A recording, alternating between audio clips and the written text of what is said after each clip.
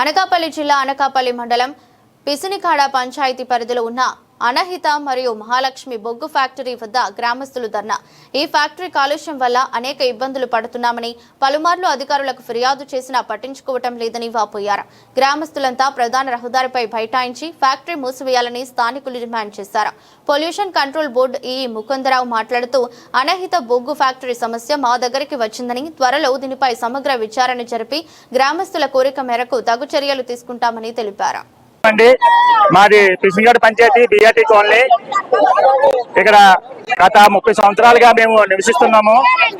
అయితే ఎప్పుడు కూడా ఈ సమస్య లేనిది మాకు ఇప్పుడు ఎదురైంది. గతంలో ఒకసారి ఎదురైంది, మళ్ళీ ఇప్పుడు ఎదురవుతుంది. అయితే అప్పుడు బాగానే ఉండేది. ఇప్పుడైతే మాత్రం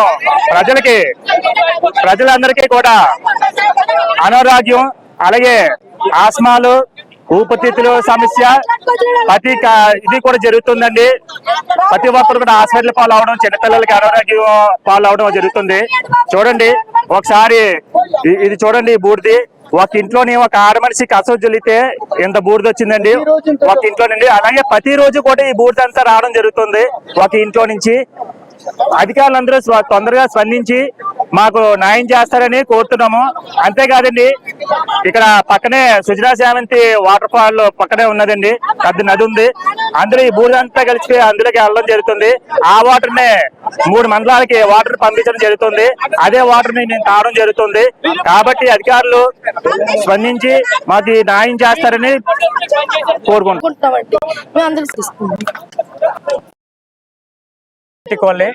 ఇక్కడ ఉన్న ఇంచుమించి 7 గ్రామాలు ఉన్నాయి.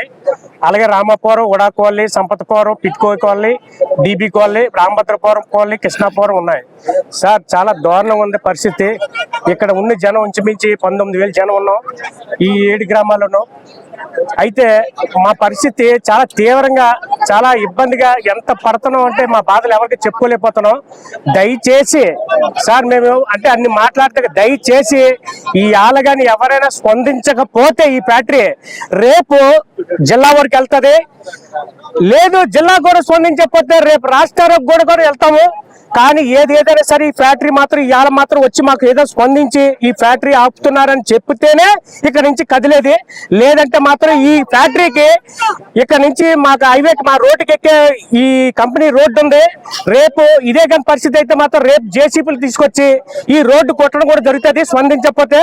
అది కూడా ఏదైతే మాత్రం ఎల్లుండో రాష్ట్రాలకు చేయడానికి మేము రెడీగా ఉన్నాం. ఇది మాత్రం దయచేసి అధికారులే కాదు, రాజకీయ నాయకులే కాదు, ఎవరైనా స్పందించకపోతే దీన్ని చాలా తీవ్రంగా తీసుకెళ్తాం. ఇదే మేము చెప్పడం, ఇది సీరియస్ గా చెప్తున్నాం. ఇది ఇవాళ మాత్రం స్పందించాలి. స్పందించకపోతే మాత్రం రేపు ఏ విధంగా వెళ్తాం అనేది మేము చేసి చూపిస్తాం. అనకాపల్లి జిల్లా అనకాపల్లి మండలం అండి. ఇక్కడ బొగ్గు ఫ్యాక్టరీ పెట్టారండి, 1996లో పెట్టారు.